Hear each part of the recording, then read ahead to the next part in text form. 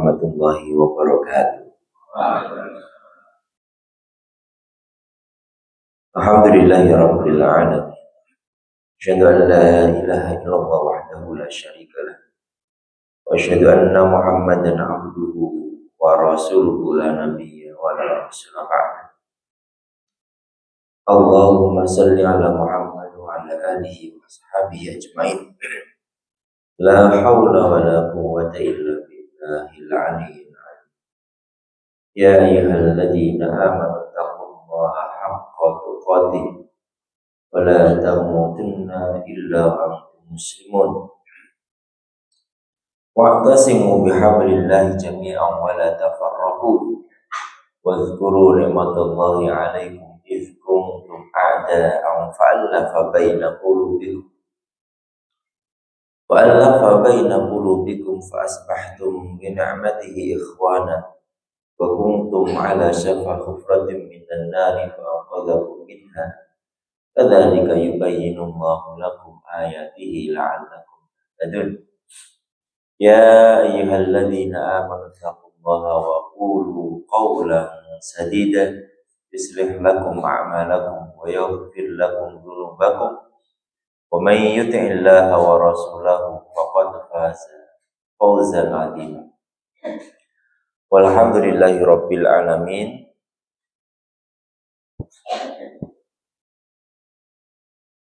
Izin ngeten ya. Jamaah salat subuh rahimani rahimakumullah arsyadakumullah. Alhamdulillah, semoga subuh ini subuh yang barokah untuk kita semua. Mutaqabbala, Allah berikan ridho terhadap apa yang sudah kita niatkan. Allahumma inna nas'aluka ilman nafi'a. Semoga yang hadir di majelis ini Allah berikan ilmu yang bermanfaat. Wa rizqan thayyibah, mendapatkan rezeki yang baik, rezeki yang halal, rezeki yang mencukupi.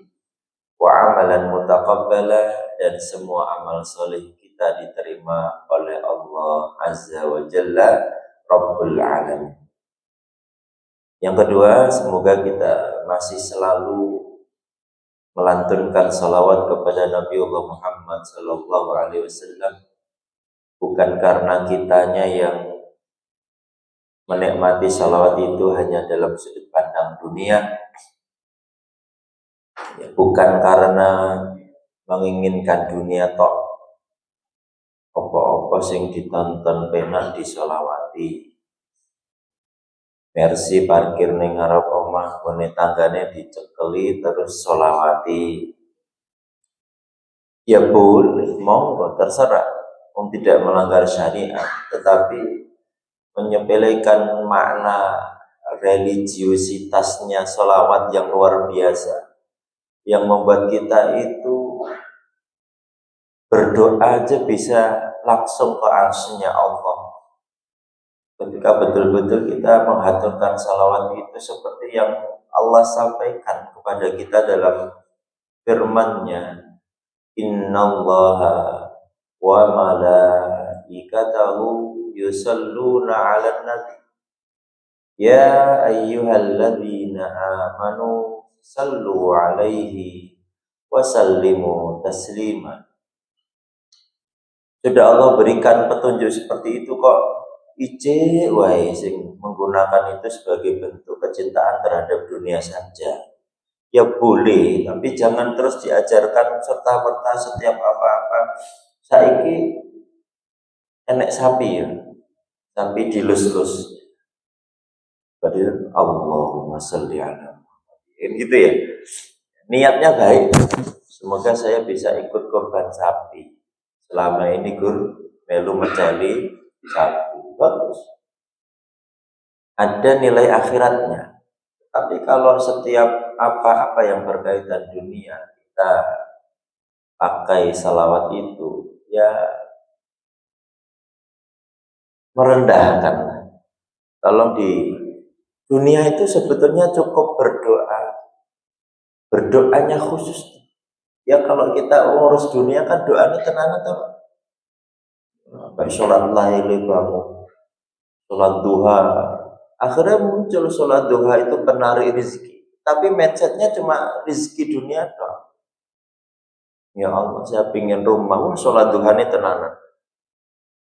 Dan mungkin jika sudah tercapai rumahnya, apakah sholat duhanya terus berhenti? Nah itulah yang dimaksud, kita hanya jangan serta-merta melakukan amaliyah akhirat, tetapi muaranya cuma dunia saja. Iman-iman sekali. Rabbana atina fid dunya wa ma lahu fil akhirati min khalaq. Jadi pada akhirnya di akhirat nanti tidak dapat apa-apa. Lah kenapa tidak dapat apa-apa? Karena waktu di dunia, waktu yang terbaik untuk berdoa. Kalau di akhirat kan tidak bisa berdoa. Di akhirat itu terkabulnya semua yang kita harapkan. Maka di dunia berdoa tidak dapat apa-apa di akhirat, karena selama di dunia tidak pernah minta doa urusan akhirat. Gitu. Nah, semoga kita menjadi umat Nabi Allah Muhammad Sallallahu Alaihi Wasallam yang tidak menyepelekan salawat kepada beliau, tapi betul-betul sebagai syarat kita itu minta kepada Allah dan berdoa dengan awal salawat kepada Nabi Allah Muhammad Sallallahu Alaihi Wasallam dengan harapan kita ini ya ikut mengikuti sunnah-sunnah beliau. Takutnya bersalawat tetapi ikhtiar yang dilakukan ternyata tidak sesuai sunnah dan syariah. Habis sholat subuh sholawat tapi terus makan nih umbul, terus kungkum kita sirah itu elok. Ikon maca sholawat 1000 kali. Ulang apa? Iki utangnya nek 30 yuta miduk saya. 30 yuta munggah 2.000. Di atas 100 juta 5.000. Enak banget ya. Ya saat ini ngoten wae nek niku betul-betul ada. Utang 30 juta saya sholawat Pak. Lunas kata dia. Berarti kan hanya menggunakan salawat sebagai kecintaan dunia. Wallahu a'lam bishawab. Allahumma shalli ala Muhammad wa ala alihi wa sahbihi. Sebelum masuk ke inti, pulau terbawa emosional tentang ini. Karena tadi malam sebelum tidur, itu ada perdebatan tentang salawat. Salawat itu kata dia dipakai di mana-mana tidak apa-apa. Siapa bilang dipakai di kamar mandi tidak boleh? Istighfar aja di kamar mandi tidak boleh, Pak. Dengan cara apa-apa mulia. Siapapun yang melantunkan tetap mulia salawat. Iya betul.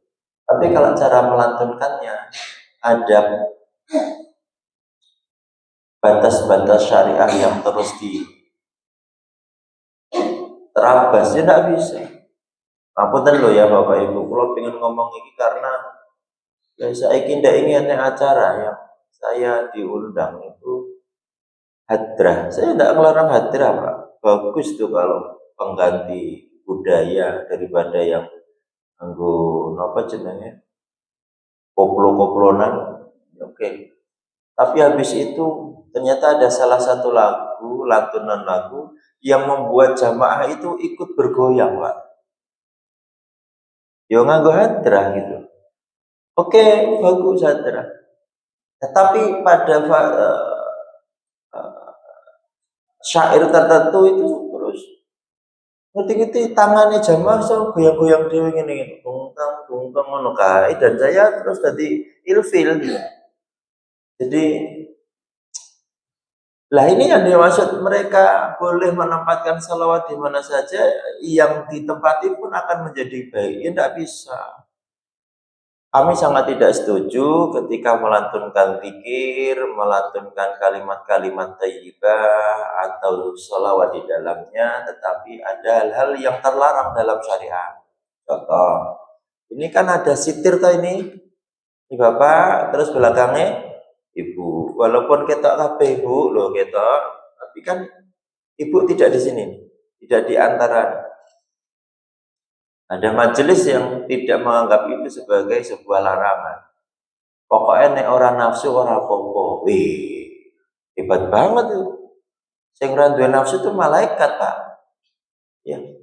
Itu yang ngalim soleh ini yang di depan kami itu ngalim soleh, pakai baju, tawadhu wajahnya. Enak wong itu ayo ya ora iso. Apa? Iya Pak Rian.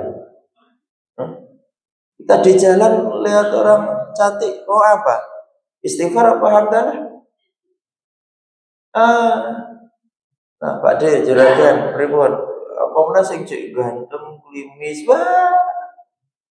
Jangan menganggap diri kita itu spesial, kuat imannya, enggak.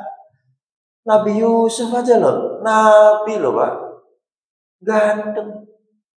Itu godaannya luar biasa. Lah, menungso kayak kita, ya Allah. Kok dengan gampangnya selama tidak nafsu, tidak masalah. Wah, ini dalil dari mana? Wes marai Muhammad itu. Terus yang kedua, sejak kapan Islam itu punya budaya melenggak-lenggokkan tubuh itu sunnah. Ada orang yang berputar-putar itu tasawuf. Tasawuf yang di dalamnya ada akar-akar lain yang mungkin Allah alam bisawab. Kita tidak bisa meyakini itu sebagai kebenaran. Jadi muter nari, lah ini dirubah. Orang muter tapi melenggak-lenggok loh bahasanya. Sama ini. Dalilnya aja sudah salah. Terus habis itu saat melantunkan dengan dendangan, apa bisa kita memaknai itu sebagai bentuk tawadhu? Dendangan itu bahagia loh Pak, senang.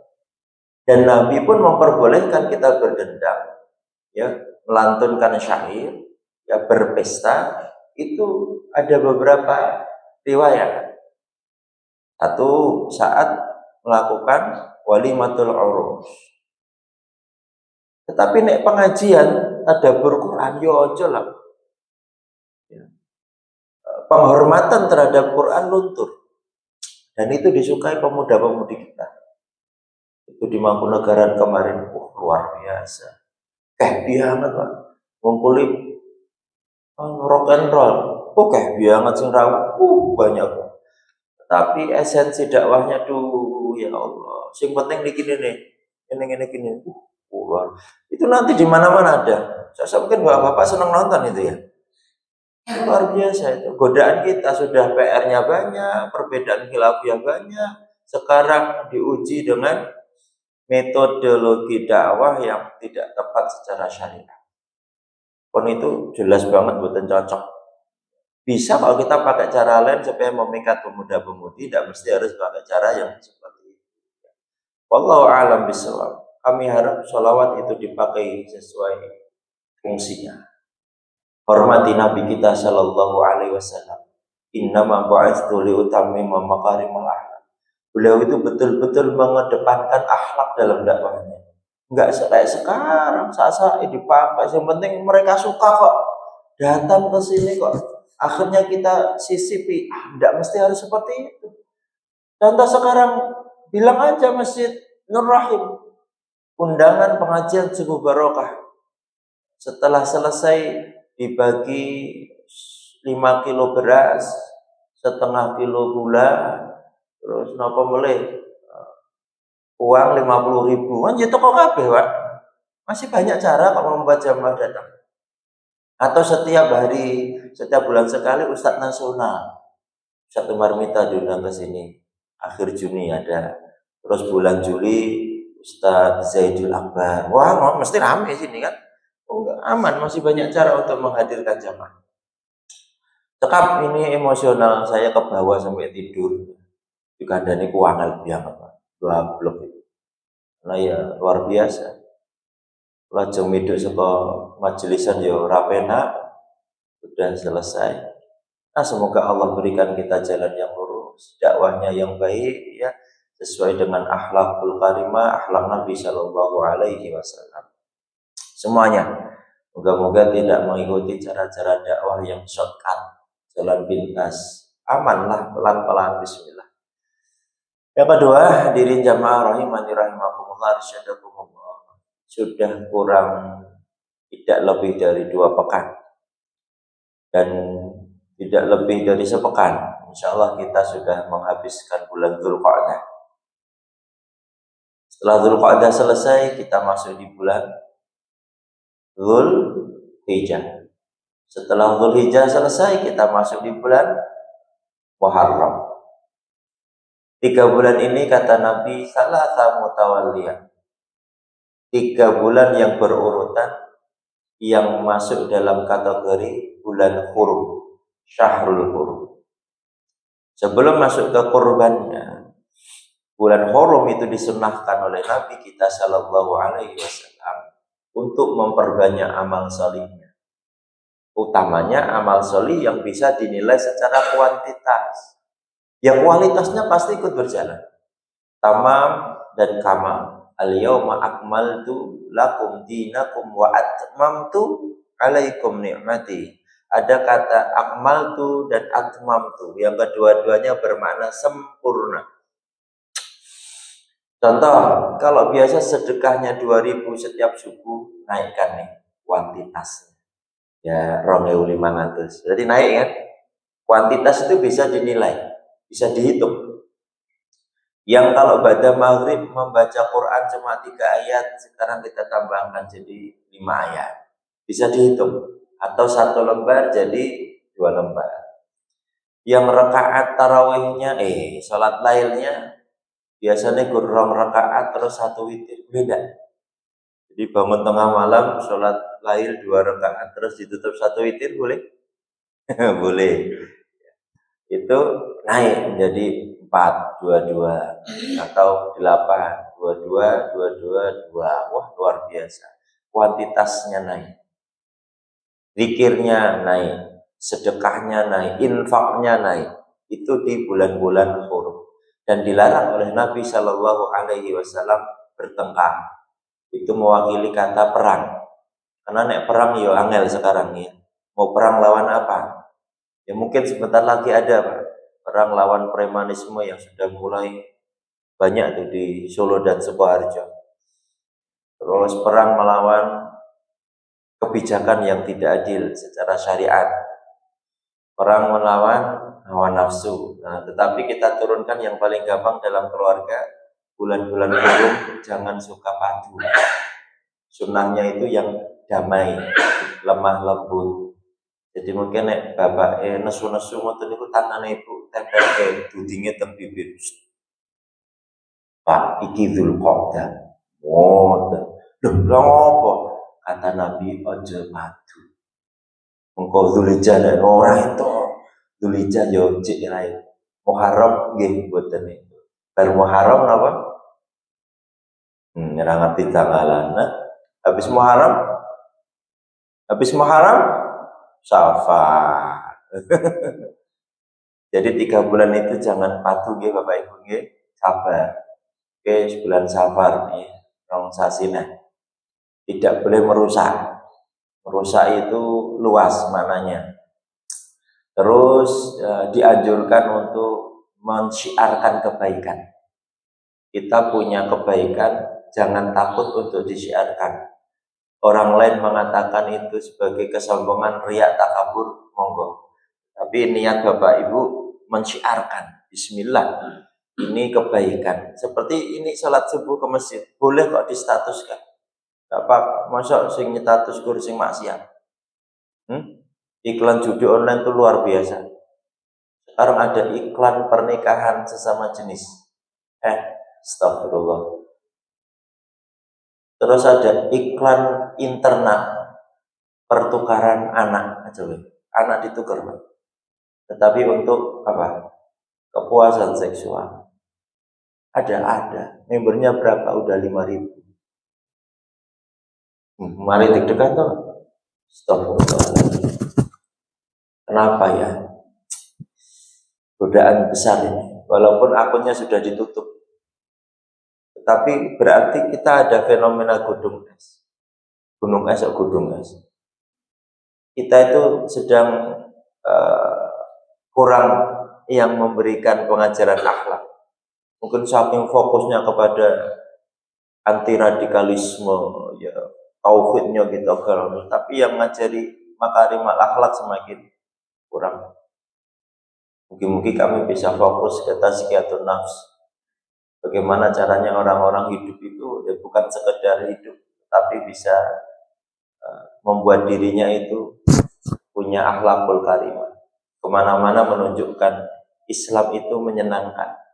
Islam itu begini, Islam itu begitu bisa kita tampilkan. Nah itu salah satunya dengan disiarkan. Ya kalau diam-diam saja gimana coba? Anda takut sombong kan orang lain. Kita kalau punya niat ya sudah semangati untuk syiar. Termasuk perihal udhiyah. Tidak apa-apa loh ibu bapak moto kambingnya. Ya dikasih caption, Masya Allah. Biar orang juga tahu. Wis Pak Rian loh. Satu ekor sapi, gara urunan nih masa awal dewe, waduh serang atau lah itu kan jadi kecemburuan yang bagus. Ya. Kalau orang mengejek, paling duit korupsi, nah terserah ya sudah. Kalau itu membuat kita sakit hati, bisa jadi gugur dosa-dosa kita. Kalau itu membuat kita tersanjung, istighfar semoga pahalanya naik. Bertambah tuh pahala kita. Jadi jangan takut untuk mensyiarkan kebaikan. Apa kata orang? Ya, selama itu membuat kita baik, ikuti. Kalau kita membuat ruwet, ya tinggalkan. Kita butuh pujian dari Allah Subhanahu wa Ta'ala. Yang penting konteksnya jelas dan tergantung nih. Itu ya Pak Bu ya. Ya sedekah infak ya ojo. Setiap sedekah difoto, kuitan sini tanda. Alhamdulillah hari ini sudah 5.000 masuk kota infak. Enggak usah. Malu itu malah. Yang luar biasa yang membuat orang lain itu termotivasi. Ya, nanti Pak Joko nonton ke kebun peternakan sapi, dilus-lus ya di foto, cekrek. Masya Allah, sinten yang ingin ikut kurban sapi. Kasih dalil-dalilnya. Itu kita jarang seperti itu dalam media sosial yang sekarang itu menjadi salah satu jalur orang-orang ikut termotivasi. Kebanyakan motivasinya motivasi yang tidak tepat. Tren-tren yang muncul sekarang ini kan menyalahi syariah semua. Bapak-bapak yang nganggo melu gerakan ini siapa? Joget-joget ngangge tangan itu lho, Pak. Jenenge apa tadi? Apa jenenge? Tren apa sih velo kelasnya yang ngerti tapi anaknya Jawa masa cilik ini ya lagi bapaknya sinten nih ya tapi bapaknya melu gawe konten nih mesti itu seangkatan kita pulau niki kenal Duta Selan Seven nih wah langsung viral mulai setelah miliaran orang mengikuti gerakan beliau.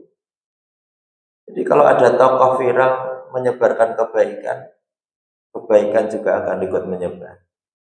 Tokoh viral menyebarkan keburukan, keburukan pun cepat menyebar.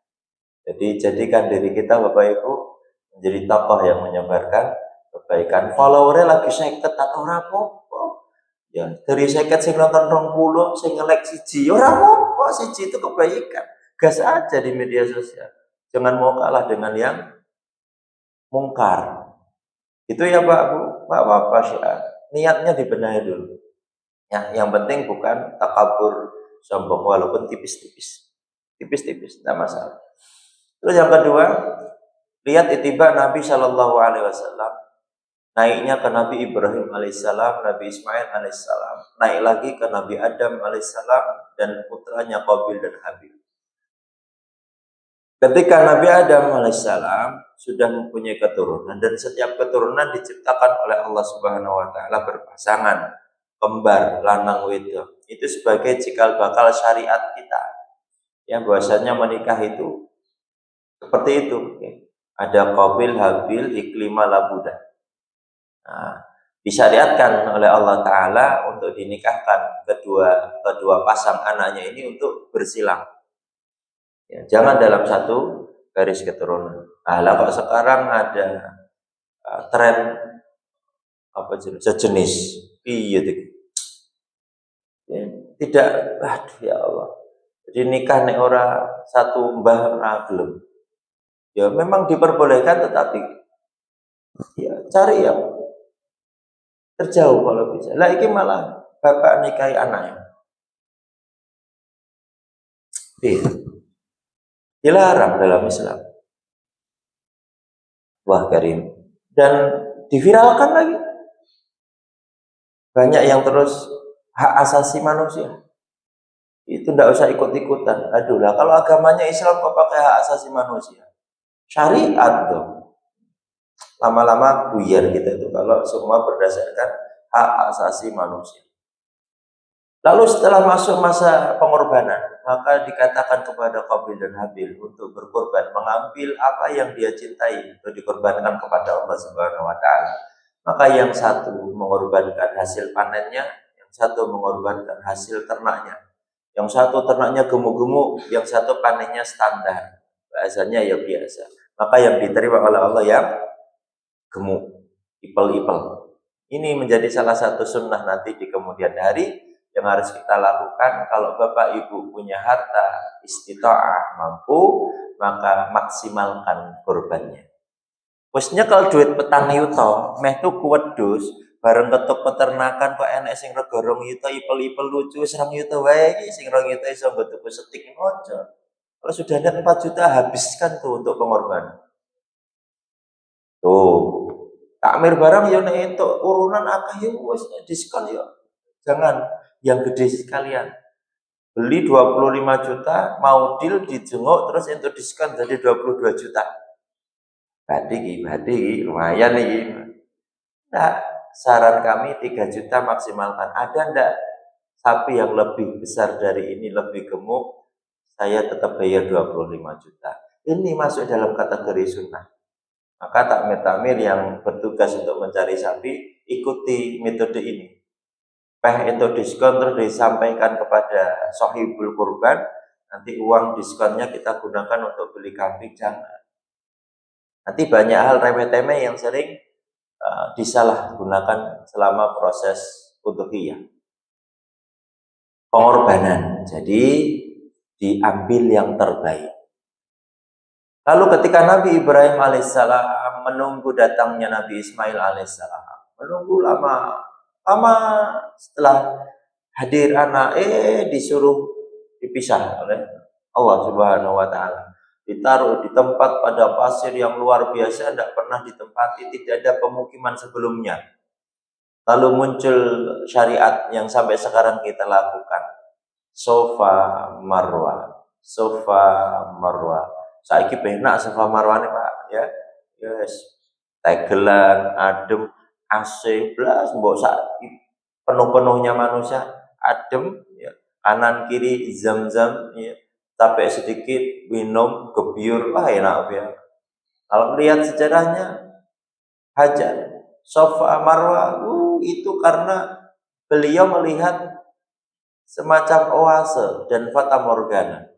Oase, tapi sampai sana fata morgana. Oase, sampai sana fata morgana. Terus dari Sofa ke Marwa sampai Allah berikan kenikmatan kepada Nabi Ismail alaihissalam.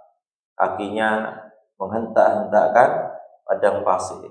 Lalu Allah berikan dan Hajar mengatakan, kumpullah, karena berpencar ketika muncul air zam-zam pertama kali itu, maka beliau mengatakan zam-zam itu dikumpulkan, kumpul zam-zam, dan sampai sekarang menjadi mata air terhebat di seluruh dunia dan dijaga oleh Allah sampai yaumul qiyamah. Pengorbanan lagi, bagaimana keduanya ikhlas ditempatkan di padang pasir yang tandus, dan Allah beri yang terbaik untuk mereka dan diabadikan sepanjang masa sampai yaumul qiyamah. Masih lagi ketika kedua setelah berkumpul bersama Nabi Ibrahim alaihissalam, muncul perintah lagi untuk menyembelih Ismail. Pengorbanan apa lagi yang bisa dilakukan oleh orang tua zaman sekarang? Punya anak disuruh nyembelih, tidak ada yang bisa. Dan itu karena kecintaan Nabiullah Ibrahim alaihissalam kepada Allah Azza wa Jalla, dia berani untuk mengeksekusi, menaruh pisau besar ke Ismail alaihissalam, dan Allah ganti dengan kibas, kambing gagah. Andai kata saat itu dirubah jadi bentuk sapi, wah itu prioritas lagi sapi. Tapi ini Allah ganti dengan kambing besar, kibas, untuk selanjutnya menjadi syariat kita untuk berkurban dengan hewan ternak yang disyariatkan. Jadi hanya kurban sapi, kambing, domba, kerbau, sapi, unta. Ya, 3 jenis ini. Walaupun kelinci hewan ternak tapi tidak termasuk di dalamnya. Ya, tidak bisa diganti kelinci 10 ekor, tidak bisa. Cukup ini. Ya, syariatnya sudah tamam, sudah tidak perlu dirubah-rubah lagi. Kafah. Ya. Terus setelah itu Nabi Muhammad Sallallahu Alaihi Wasallam panjang hidupnya dalam literasi sejarah belum diriwayatkan beliau itu menyembelih sapi. Tapi jangan berkecil hati ya yang menyembelih sapi, karena secara syariat kita boleh menyembelih sapi untuk 7 nama, kambing untuk 1 nama, tetapi semuanya boleh meniatkan untuk banyak nama. Yang penting bukan yang nyembelih. Yang nyembelih rentet-rentet Bapak Rian, Ibu Siti, 1, wah ini sak kambing wae men. Jangan, ya 1 nama. Bismillah, Allahu Akbar, Allahumma hadza Muhammad, atau Allahumma hadza Iqbal. Ya Allah, ini korbanku atas nama Iqbal. Lalu Nabi Muhammad sallallahu alaihi wasallam, wa ali Muhammad, dan keluarga Muhammad, ummati, dan termasuk umat yang belum bisa berkorban. Itu diniatkan oleh Nabi sallallahu alaihi wasallam. Jadi istitaahnya lebih ke situ. Kalau keluarga Bapak Ibu ada 4 orang, korban 1 kambing, diberi nama Bapak Rian. Maka ketika Bapak Rian menitipkan kepada takmir, panitia kurban, lalu beliau mengatakan Bismillah, ini kurbanku dan keluarga Syah. Maka seluruh keluarganya juga mendapatkan pahala kurban. Dan tidak usah rebutan nama. Bapak udah ini was jenengan untuk aku ganti no. Tidak perlu ya. Cukup 1 nama bisa mewakili semuanya. Kalau mampu keempat-empatnya beli kambing boleh, monggo. Bahkan beli Pak Rian 1 ekor lembu, tidak pakai urunan, boleh, tidak masalah. Istita'ah, kemampuannya seperti apa, maka itulah yang dilakukan. Jangan pikir ini pengorbanan yang hanya dilihat dari finansial ya Bapak Ibu. Jangan. Ini pengorbanan yang dilihat dari keinginan. Pingin apa enggak? Kalau pingin ya lakukan. Ini bukan zakat mal. Ini bukan zakat fitrah. Zakat mal itu harus nunggu nisab, haul dulu. Gak bisa setiap hari zakat mal. Tak cicil bedino, gak bisa. Tunggu syariatnya. Setelah 1 tahun terkumpul mengendap di situ, baru dipotong zakat mal. Kalau bedino itu jenenge infak, sedekah. Ya. Akikah itu ya ora iso digandeng pesuke banget. Oh Pak Joko ngapunten. Anak saya laki-laki, kambing 2. Ya aja ngono lah Bu, awake dhewe ya sapi 2 lah. Udah nyembelih sapi 2, ndak sah. Tetap harus kambing dulu. Udah detail itu aturan dari Islam. Kambing dulu, baru kalau pengen ngedum daging yang banyak pas akikah ben gulene nyebar sak kampung, oke nyembelih sapi untuk tasyakur, boleh. Kalau untuk akikah ya tetap pedus gitu. Nah, berikutnya ini hal-hal yang muncul di udhiyah ya Bapak Ibu. Kalau terjadi pilihan, ditanya afdalnya yang mana, maka kami jawabnya hewan paling afdal untuk dikorbankan ya kambing. Terus jangan bingung ya Pak. Maksudnya kalau ditanya yang afdal itu yang mana? Syarat afdal bagaimana? 1 dilakukan oleh Nabi Rasulullah, 2 dianjurkan oleh Rasulullah. Ini kedua-duanya adanya di kambing. Nabi belum pernah potong sapi. Lah ning kono ya renek sapi, Pak. Ning kene mbeleh unta mendem kabeh mungkin ya. Umat mau makan gila wedi ya. Dagingnya kok ngene dan seterusnya. Tapi aman. Kemarin ada kasus viral tentang ustadz yang tidak menerima sapi. karena saya betul-betul ingin sesuai sunnah. Wah, akhirnya mulai viral, muncul kabar. Nah, orang kan setiap orang mengkabarkan beda-beda. Kalau ketemu mereka beri rada beda huruf R, ketuk ini sak kata beda, ketuk ini sak kalimat beda. Akhirnya muncul pendapat pakai sapi tidak sah. Akhirnya pedagang kambing, wah seneng banget gawe flyer-flyer utama kambing daripada sapi. Wah, mumet lah akhirnya sing wis kurban sapi. Deg-degan, banyak yang tanya, gimana Ustaz? Lah siapa yang bilang kalau pakai sapi tidak sah? Tapi kalau ditanya afdal, utama, ya maka kita harus mau tidak mau jawabnya seperti itu. Karena Nabi nyembelihnya kambing. Dan belum pernah Nabi sapi. Bahkan akikah itu kambing, tidak ada sapi. Dan kalau dari riwayat Nabi Ibrahim, andai kata itu bukan kambing, ya mungkin Allah kasih onta itu pengganti Nabi Ismail. Itu aja. Duh, 3 dalil menguatkan. Nah, saya mumet nih. Enggak apa-apa, enggak apa-apa. Sudah itu kesepakatan ulama secara syariat, sapi untuk 7 orang selesai. Orang sama mumet-mumet. Tinggal dilakukan mumet. Ya. Tiwas debat rono rene enake sapi apa kambing bareng ditakoki, mboten kok kula gertang ledak. Wah, ternyata ora kurban nganyel gitu. Tiwas takmire nyekel kertas. Lah pun bapak sia-sia kambing napa sapi? Mboten kok kula gertang ledak. Wah, penting gas aja lah Bapak Ibu. Wis kaya ngono kok jadi masalah terus. Kok ngantek masalah penetapan 1 Dzulhijjah kan mumet meneh. Wis nikmati aja wis. Apa mumet-mumet ya tetap berjalan toh. Ayo sing Jumat ya harus sing Setu meh ngopo coba. Ngantek stres Selasa turu, ya sesuk tetep salat Id. Enak wis.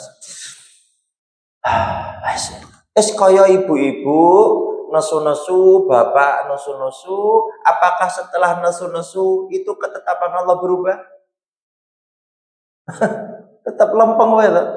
Ban bocor, astagfirullah kurang ajar tenan. Wow, nesu karo paku, nesu karo pome ado, iku ado men nganyelke tenan kata-kata tutup. Astagfirullah, apa ya terus bane terus buntet.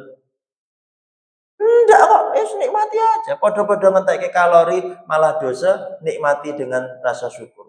Alhamdulillah, akhirnya saya terpaksa olahraga ya Allah, nuntun motor. Kan nikmat.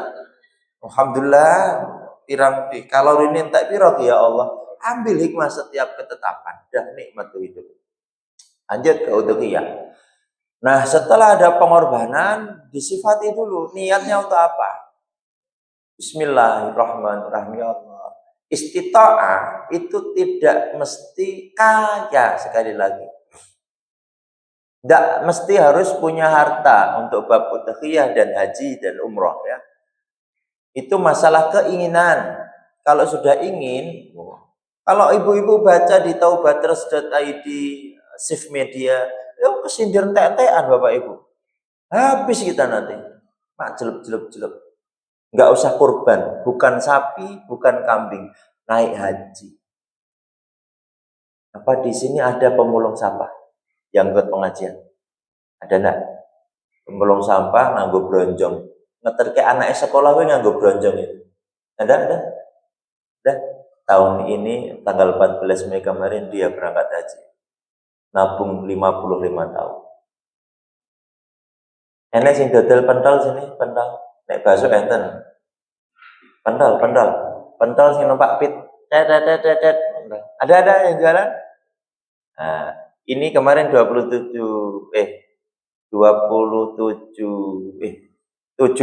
Mei, kalau gini. Iki disuwek-suwek iki mboten ana apa nggih? Iki kan libur kabeh to. Posek niki penting. Ojo pamit dong nggih. Kula aja nyindir ibu bapak. Kok nyindir? Ngece. Sekedar sesek. Ini setiap majelis taklim sing temane udhiyah kula bacakan. Sing wis krungu aja bosen nggih. Nyo. Tukang servis jam naik haji. Servis jam embarkasi Solo. Ngerti Pak Ibu sing kerep ning Keprabon. Ya, usianya 67 tahun namanya Bapak Suratno. Itu nabungnya Suratno Supriyati, 67 tahun, 62 tahun, suami istri. Menabung sejak 2008. Terus untuk duit 60 juta di tahun 2012. Daftar haji. Lalu melunasi keberangkatan pada tahun 2025. Berangkat dari Solo, kloter 38, tanggal 10 Mei kemarin. Ini enak direktur lagi. Direktur enak, kepala marketing enak, Pak Bos enak. Nyaho. Petani Pak, 15 tahun. Pergi haji dan berangkat pada usia 90 tahun. Saya lagi 90 tahun. Sing sudah tahun daftar haji rumangsa meh mati wae. Antrine 34 tahun apa jek urip. Iki 90 tahun, Pak. Eksekusi dulu, bukan karena kalau memang niat untuk Allah ya hilang. Uang itu uang hilang, udah selesai. Rasa dihitung-hitung, wah ini nek tak tukok ke sapi untuk siji jangan. Enggak usah. Ini beda-beda acara ini kita sama Allah. Kita sedang bernegosiasi dengan Allah. Dan bagaimana Allah siap mengundang kita jadi duyuh rahman atau tidak. 15 tahun ya. Terus ia tergabung kloter 44, berangkat tanggal 12 Mei, termasuk salah satu jamaah haji tertua dari Jepara. Mengke iki jenenge Pak Darno. Iki kula langsung gaske teng pedagang kelontong. Enten sing dodol kelontong di rumahnya, ini 27 tahun nabung, 20.000 per hari. Dia berangkat pada usia 66 tahun. Terus dari Kediri, penjual es campur. Enten sing dodolan es teler, es campur. Pak Joko terus.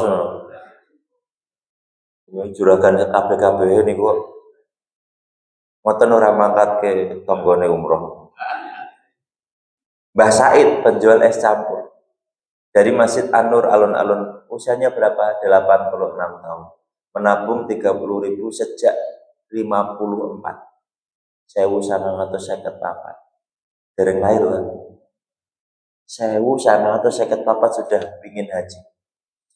Penjual bakso pentol, bakso Pak, bakso niki pentol. Nabungnya sama 27 tahun, namanya Bapak Sumarno dan Ibu Soekarti. Boy kok muncul angka 27 terus sih, baru saya teliti ya. Setelah menabung 27 tahun dari hasil jualan harian mereka, berangkat haji 17 Mei kloter 55 dari Rembang.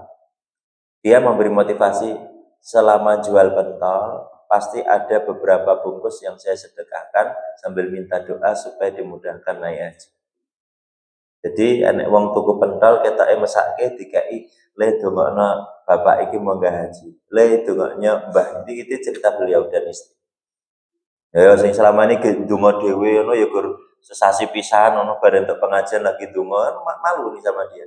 Ini tiap hari dengan sedekah dan berdoa. Dongane bendino gur masalah jatuh tempo wis. Nenek penjual sate ayam. Jangan pikir sate Pak Dul, kuwi munggah haji ping pira kuwi. Sate Unji. Kalau sore saya lihat kok di jalan-jalan sini ibu-ibu nggak sate. Nah, 55 tahun. Akhirnya pergi haji pada usia 78 tahun. Namanya Ibu Asma Tanjung dari Panyabungan Mandailing Natal. Berangkat kloter 05 dari Medan tanggal 5 Mei 2025. Jualan sate sejak 1970. Ngono lagi tahun 2020 daftar haji wis rasa-rasane kaya wis antri suwe biar. Pengen kesindir meneh nenek 107 7007 ya. Nenek 107 tahun.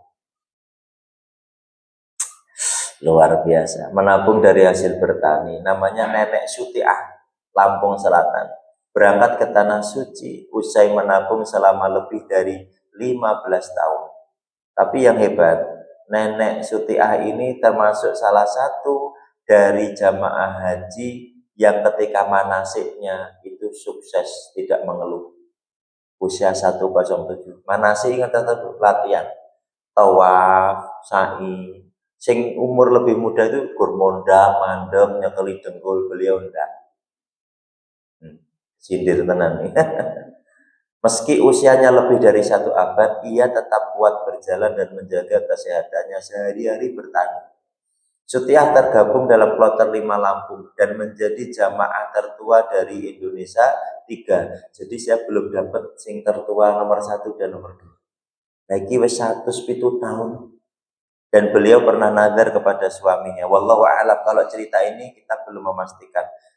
Mas, pokoknya aku ora mati saat durunge munggah haji. Kalau melihat umurnya 107 tahun luar biasa. Allah panjangkan umurnya sampai berangkat haji dan mungkin firasat pula beliau termasuk yang meninggal di Mekah. Karena nadanya sudah dikabulkan oleh Allah. Umur kayak gini tuh umur yang deg-degi, Pak. Rasa umur 100 speed. Yang suwida ini deg-degi kok. Ya, dadak 100 speed. Ini deg-degi banget nih. Tapi beliau nazar ketika suaminya meninggal. Mas, ya, kalau meninggal itu aku rarep mati. Saat durunge iso munggah haji tuh. Nazarnya ora keren banget. Oh, monggo nazar sing apik-apik. Nazar kok nek Barcelona gol aku potong gundul. Biasa banget. Nazar yo haji, umroh, kambing, sapi. Le nek kowe bijimu ujian iki apik kan iki pas ora mau ujian kudune ujianmu apik atuk kok kambing lemu dienggo kurban gitu. Tapi ra nek sing gelem anak saiki. HP wae, HP no. Ayo sing HP-ne bapak ibu gambare ndol-ndol kuwi, bunter-bunter kuwi ngantek ora korban tenan. Dungane elek tenan. Gelang emas ngantek 3 gram ngono kok ora korban kebiyangan. Pasangan ini naik haji dari jualan loper koran dan gorengan. Berangkat mana tidak ada keterangannya. Bapak Kasyadi dan Purianti 13 tahun nabung dari jualan koran. Tukang sampah naik hajinya nabung 1.000 sehari sejak pulau dilahirkan setahun. Sejak 1986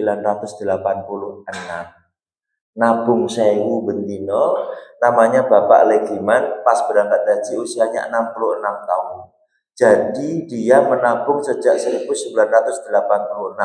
Pada tahun 2012 untuk duit 55 yuto saka 1.000 bendino. Setelah itu dia daftar haji pada tahun 2012, berangkat dengan istri kloter 35 kemarin dari Grobogan. Tukang pijat naik haji. Ya, pundi Pak? Pak, loh, kok nggak kelihatan? Ada fisioterapi yang jamaah sini, Pak Sinten. Mana Pak Dwi? Ada Pak Dwi? Nggak kelihatan? Masih di sini enggak? Masih tuh. Apa meh kesindir terus mboten tahu ya? Pak Dwi naik Pak Dwi, tukang pijat naik haji. Sejak 95 dia menabung hasil pijatnya. Pengen tahu yang luar biasa? Namanya Bapak Solihin. Setiap dia mijet dia tidak tarik-tarik. Jadi pijeti pinten Pak Solihin, monggo kersa saikhlase. Tetapi kula dongake sing tulus, kula ben cepet munggah haji. Donga bendino dan minta doa setiap orang yang dia kasih kebahagiaan. Bar dipijet iki seneng ora to, Pak? Seneng. Bar kuwi gratis mungkin. Wah, wong kesana duit iki masa ya ora mbah. Mboten napa-napa, kula mang dongane ben lancar munggah haji. Gimana coba? Ibu bapak ngasih orang yang setiap hari datang ke rumah, bendinone go dikai 2000. Suatu ketika ibu pas suki, bapak pas longgar kayak 50.000. Wah, itu gubrok ngatur ning gerbang itu. Oh ya Allah, mugi-mugi rezeki ini lancar, awet no barokah. Mesti dongane seneng banget. Itu Mang Jawil. Kula dongake ben tahun iki saged tumbas sapi. Ngoten. Minta doa sama orang lain itu juga sunnah. Nah, dah kayak banget nih Pak. Mungkin saya entek-entekan ya.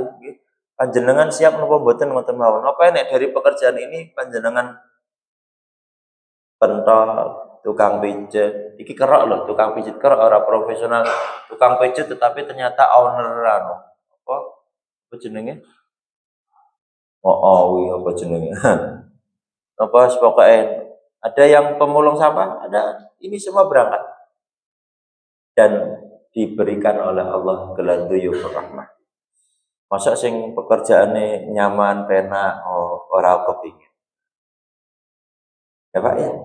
mobilnya api-api, masuk ya gitulah. Gue daftar sih. Siapa tahu Allah ganti yang lebih baik. Kenapa urusan akhirat kita jarang pakai siapa tahu? Tapi nek urusan dunia siapa tahu nih kayak gimana? Siapa ngerti. Coba ambil. Yang selama ini cuma jadi pemburu girik ya, monggo niatkan. Masih ada, insya Allah 2 pekan itu kalau kita serius, yes, gelaku dolen pak, aku kesindir di Iqbal mau esok. Terusnya dolen kembas ke wedhus sing gemuk ya. Siapa tahu habis itu Allah kasih gelang yang bergram-gram setelah itu. Wallahu a'lam. Tinggal niat kita kecintaan karena Allah atau tidak. Ya Bapak Ibu ya. Jadi ini bukti kecintaan kita sama Allah Subhanahu wa taala. Ya kalau sama dunia sampai bisa ngangsur ya toh beli HP regane 8 juta dituku kok. Mosok kambing siji waduh ngapunten nih angsurane mobil tesih kathah Pak. Kalau tak ngangge kelinci sik entuk mboten titip. Enggak bisa. Udahlah bismillah. Ini bukan masalah finansial tetapi keinginan ya. Saya punya jamaah ibu bapak, pemulung sampah, ya. Tapi cik ngopeni putu siji hasil broken home, ya. Sama suami yang sudah stroke. Pekerjaan suami sebelumnya itu uh, becak, becak apa? Bukan becak tunggangan, becak pasar, becak yang untuk ngangkut-ngangkuti barang. Stroke. Sudah ngopeni putu, rumahnya kecil kontrakan, terus masih ngopeni suami stroke. Ini tahun ketiga beliau titip 1 ekor kambing ke kami untuk kurban di pelosok. Mau apa sing ben setu maam setik. Setiap hari naik NMAX PCX. Ngedeling kapok ya. Setiap hari nikmat, nggak kepikiran cara makannya bagaimana, penting sudah ready. Listriknya full, nggak pernah bunyi. Malu sama tetangga sampai bunyi. Itu kuota internet tidak pernah berhenti, ada terus. Tapi diminta sama Allah alasannya angsuran aja ada. Malu sama Ibu Sumini, dia ngantar putune cuma naik pit jengki mburine enten bronjong, isinya plastik air mineral. Si anak diantar ke sekolah, si cucu nanti pulangnya dijemput. Antara mengantar dan menjemput itulah dia mengambil sampah-sampah plastik. Tetapi setiap tahunnya dia titip 1 ekor kambing kepada kami. Kata beliau, ada perasaan yang luar biasa bangga. Dia bisa berkorban kambing. Kan kalau sudah sampaikan, pun ini tinggi ngobati suami, ini bayar sekolah anak putu, ini benahi omah. Omah ini ku tengahnya enten wit pelem, jadi omah teng isor wit pelem. Jadi nek udan terus niku, wong itu omah nempel teng belakang kal pabrik. Niki tembok pabrik, terus omah ngeten niki miring ini lho. Alah kayak warung-warung bakso, warung-warung sing nempel di gedung-gedung. Nah, rumahnya seperti itu. Dan listriknya dibantu tetangga, diolori kabel. Tapi setiap tahun ini tahun ketiga. Sudah kita wanti-wanti pun niki tinggi. Jawabannya apa? Pun enten rezekine piyambak si putu. Niki rezeki khusus kurban pun kula hitung piyambak. Malu kita sama dia. Mantap puluhan tahun no melune mantap Hambali alasannya. Loh Bapak kok mboten anu, wah Pak PCX lewat, Masya Allah luar biasa. Sapinya berapa Nur Rahim? Wah 7. Wah. Lah jenengan kok mboten apa korban teng mboten kok kula nderek mantap Hambali. Kenapa? Kula kurbane seumur hidup sekali ya. Oh, kapan Pak? Kapan ya kita pas SD apa TK? Wah. Piye bukan pas istitoah. Ngene melu mazhab kok sesuai kebutuhan. Kalau mazhab Syafi'i setahun sekali berulang. Kalau dia mampu lakukan. Terus berlandaskan hadis Nabi. Kalau ada dari umatku yang dia mampu mengeluarkan kurban dan dia tidak melaksanakannya, jangan dekat-dekati masjidku. Itu sindiran. Nabi tidak akan bilang haram, enggak. Sindiran. Dan sindiran Nabi itu bagi sahabat jelek-jelek. Dan disindir Nabi itu waduh wedi. Karena disindir malah kamu kurang mampu aku ya tapi tumpahannya PCE. Lah kan ini kredit, lah kan iso kredit ternyata. Berarti kan ada istita'ah. Lah ya mbok kredit wedhus. Kan nganyel tenan. Ayo, mumet nah.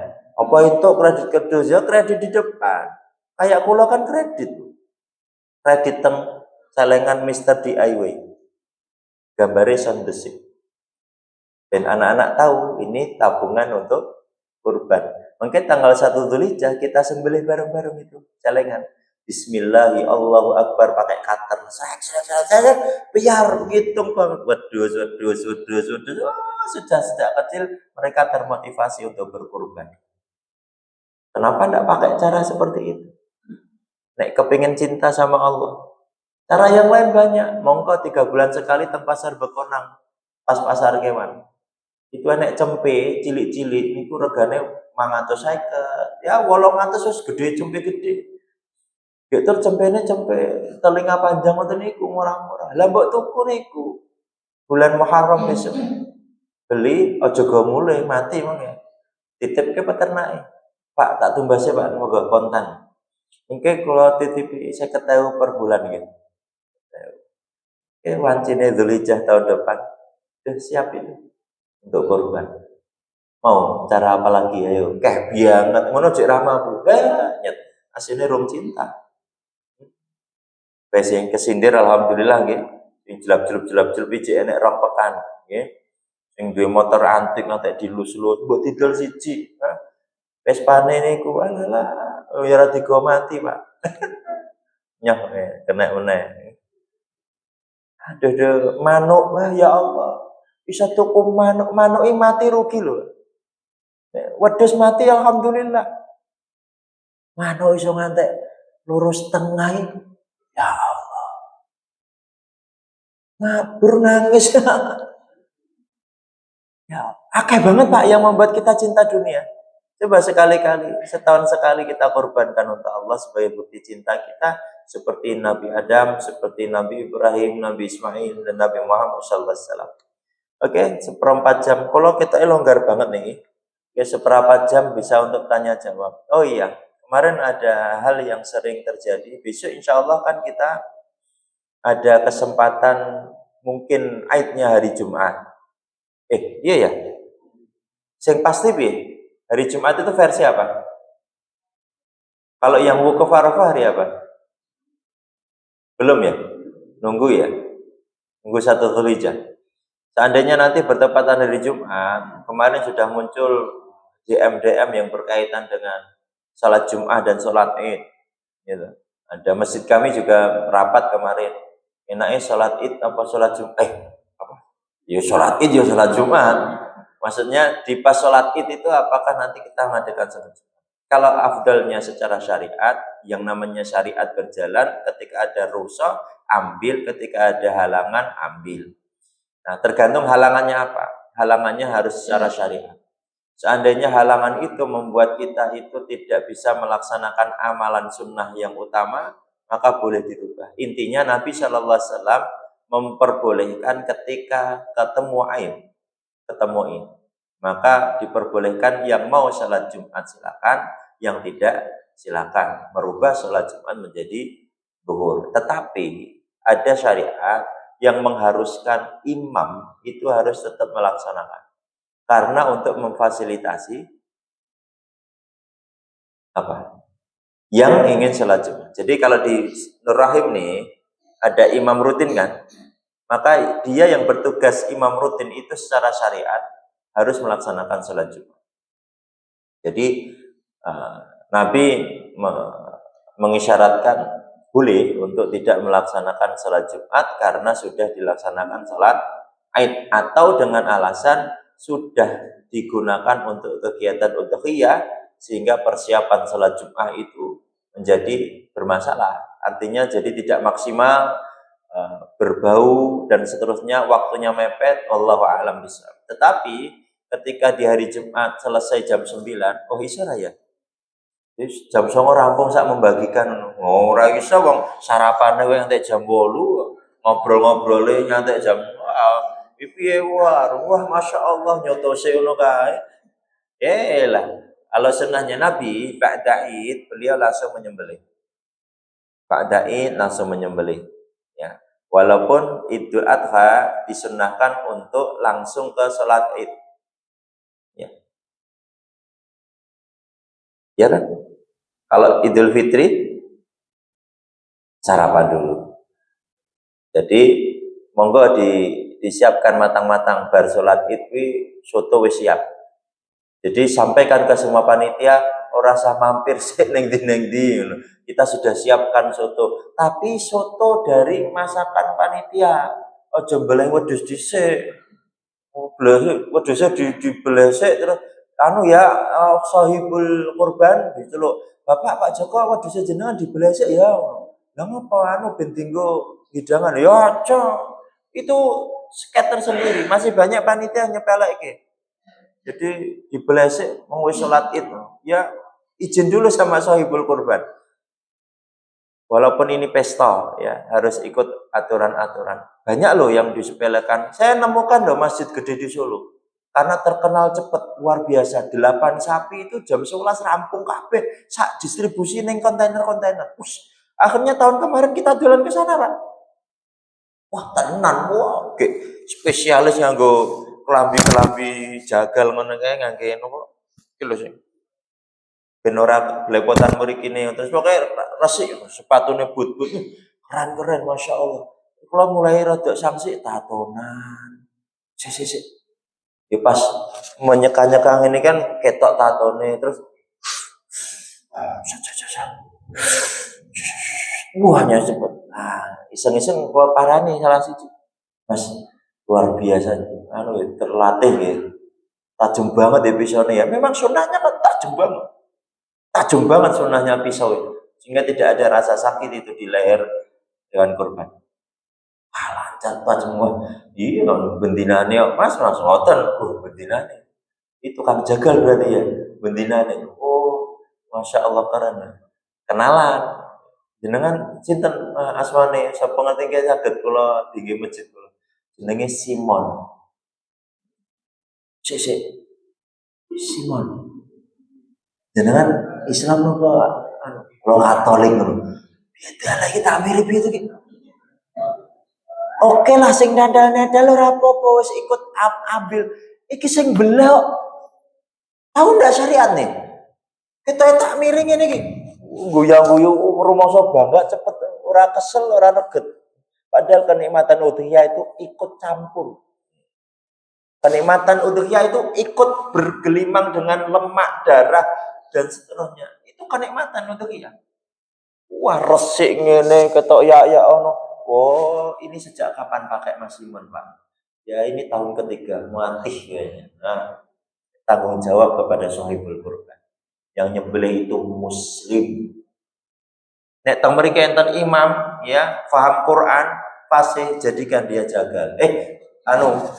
Penyembelihnya yang nyembelih ya sing nyekel leher sing dilus-lus dikasih sayang ya bismillah dilus cekel bismillah ya Allah akbar ada metodenya dari atas ke bawah atau bawah ke atas tidak boleh sakit dan seterusnya iki cing dinggo belah ternyata pisau nggak sampai 20 cm cepet banget ya semua tapi satu dulu wong non muslim apa bisa ngomong bismillah ya Allah akbar iso tapi ra kanggo minta maaf kalau ini memang sebuah kekhilafan ndak paham Allah ampuni tapi nek kesengajaan wis mudeng alasane ben cepet dosa gede kan tenang hati-hati ternyata akeh sing ngecera genah ngoten niku contoh meneh hati-hati ya sing melu ngresiki tetelan karo nitili mirip to hati-hati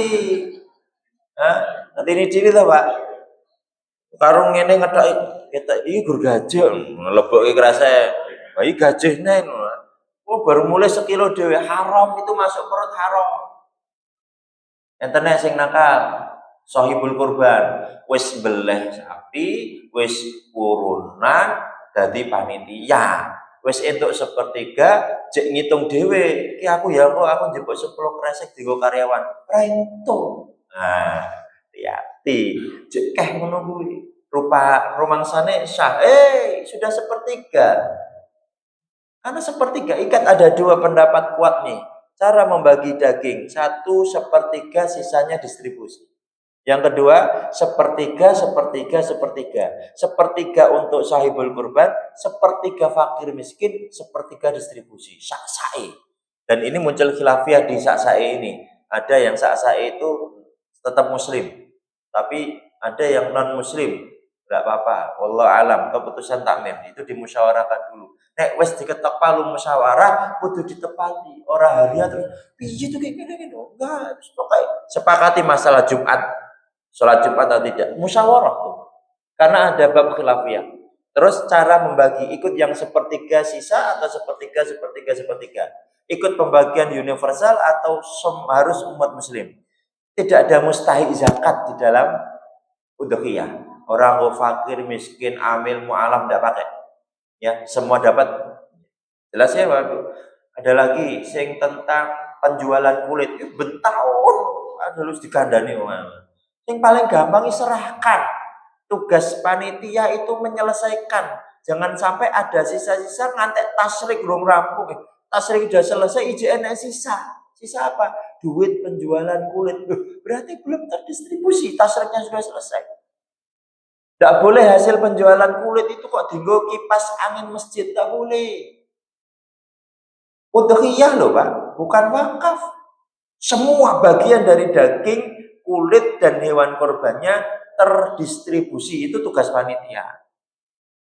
Pokoknya ndang rampung ndang wis. Paling aman kita pakai dalil yang tidak boleh menjual kulit. Walaupun ada yang membolehkan, tapi paling aman. Lah ngopo dari penjual kulit? Ayo yang mau tanya. Ini sanggo tuku wedhus iso perpisahan panitia.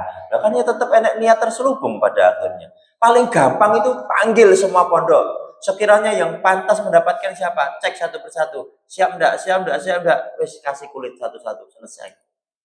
Panitia enggak punya tanggungan besar. Wis terdistribusi aman. Kalau zaman Nabi bisa dipotong-potong, tapi kulitnya wis terpotong di gua, Pak. Akhirnya ijtihad, daripada mubadzir kita kasihkan utuh supaya bisa dimanfaatkan. Ternyata nek pondok sing itu akeh. Tinggal tuku enmek ustadz banana kuliteno. Urusan mereka, urusan panitia selesai. Amanah sudah selesai aman. Jadi ada PR kalau menjual kulit, ya walaupun sudah termanajemen dengan baik, ada PR di dalamnya bab amanah. Ya, jangan sampai uang itu kembali ke sahibul kurban. Yang kemanfaatnya kembali ke sahibul kurban. Mereka sudah cukup di sepertiganya. Jelas ya Pak, iuran juga ngoten. Iuran sapi, hati-hati ya, ada selisihnya itu tolong diumumkan. Dan banyak banget. Nanti bisa di WA ke kami, Pak Rian, atau ada pertanyaan yang lebih detail, atau ke Instagram di DM, insya Allah kami jawab lewat voice. Karena ini hal-hal yang riskan, mesti banyak perdebatan ketika pelaksanaannya. Bagaimana cara ngedumnya, kalau surplus piye manajemennya, ibu-ibu, bapak-bapak mau ke pelosok apa ke masjid, itu semua dibahas. Cekap semanten, barakallahu fikum. Iya, monggo. Iya. Waalaikumsalam.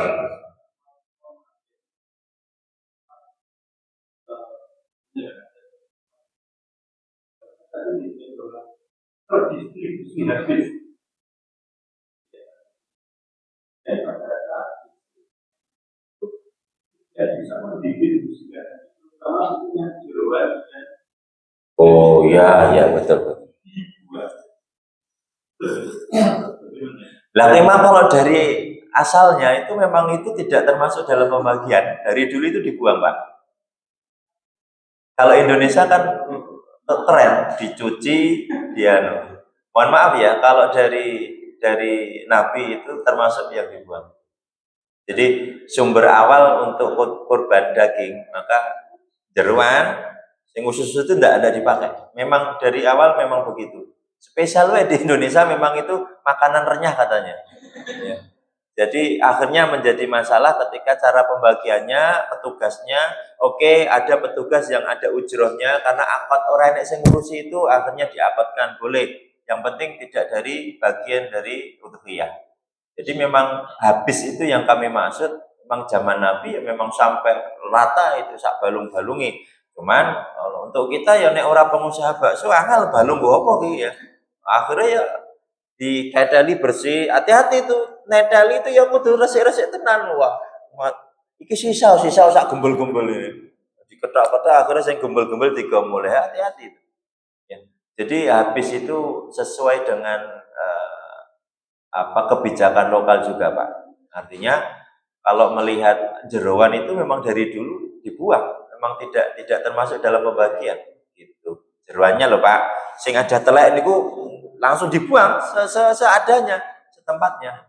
Tempat kita kan terpakai terus. Iya. Tapi kalau korbannya di hari pertama, iya ngedume hari kedua mampu Pak. Jadi maksudnya selama masih bisa berkorban maka selesaikanlah distribusinya. Nah, itu. Kalau memang bingung surplus ada perbedaan pendapat ya titipkan yang sudah punya kebijakan di situ seperti Basnas, Lazisnu, Lazismu, Solo Peduli. Semua itu punya program-program distribusi pelosok. Jangan takut masjid itu surplus. Aman. Kalau mau kita petang sapi wis kewalahan ini, petang sapi ki wis bingung lah. Tetap terima aja kalau mau ada korban, Pak. Tapi diakad bismillah. Ini sapi yang satu kita titipkan ke Gunung Kidul gimana? Nanti bagian kambingnya kita kirim kontainer bagian sepertiganya. Kalau mereka mau ambil Pak, karena kita punya teman-teman di sana itu yang ada dekat Ngelipar itu 107 kepala keluarga. Gede banget kampungnya. Wigur telu atau 2 kambing per beleh. Itu nyelilit Pak. Hingga nyatanya nyelilit. Dan kita ngantek daging tahun kemarin enak neng freezer. Kalau dulu pada awal sebelum Fathul Makkah, Nabi itu melarang kalian menyimpan lebih dari 3 hari daging korban. Bagikan ke sahabat-sahabat Muhajirin dan Ansar kata Nabi. Kenapa? Karena mereka masih membutuhkan. Tapi setelah Islam luar biasa, hadis itu tertutup dengan hadis setelahnya. Ya, boleh kita menyimpan daging itu untuk kebutuhan kita. Tapi kalau bapak menyimpan dalam posisi tetangga sana sini masih butuh, sunnahnya tetap berlaku. Bagilah bagian dari kita untuk mereka. Itu juga. Musyawarahkan sungguh-sungguh ya, keputusan takmir itu yang menjadi kebijakan pelaksanaan wudhu. Tetap semanten. Tetap ya. Barakallahu fikum. Allahumma ighfir lana wa li ikhwanina alladzina sabaquna bil iman wa la taj'al fi qulubina ghillan lil ladzina amanu rabbana innaka ra'ufur rahim. Walhamdulillahi rabbil alamin. Assalamualaikum warahmatullahi wabarakatuh.